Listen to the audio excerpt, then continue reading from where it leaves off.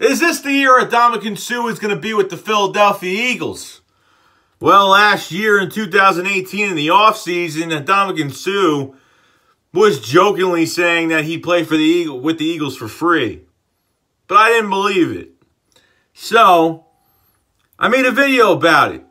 And I didn't want him on the team. I said, nah, we don't need him. The Eagles were probably pretty interested.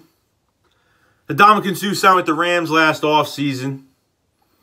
Came up with a nice, formidable defensive line unit over there with Brockers, Aaron Donald, the newly acquired Dante Fowler at the deadline by trade with the Jaguars.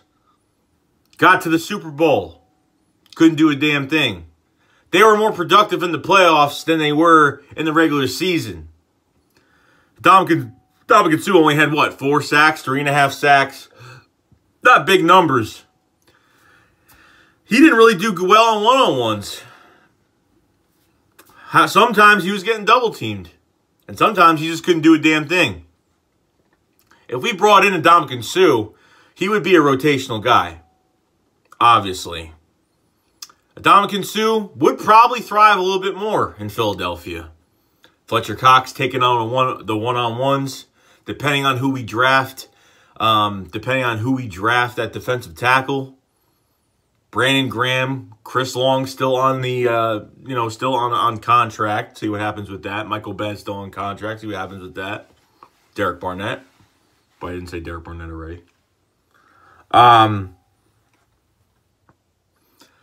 Ndamukong is not the player he used to be.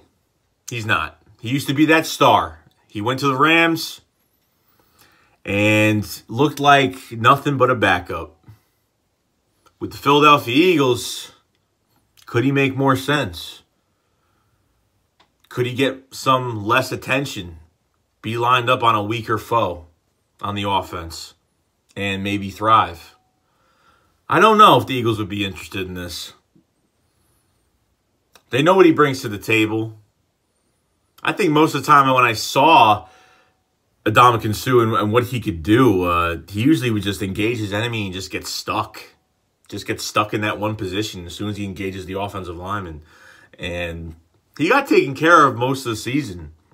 The playoffs came and he actually got a lot of pressure. The whole defensive line actually played better in the playoffs. Not the Super Bowl.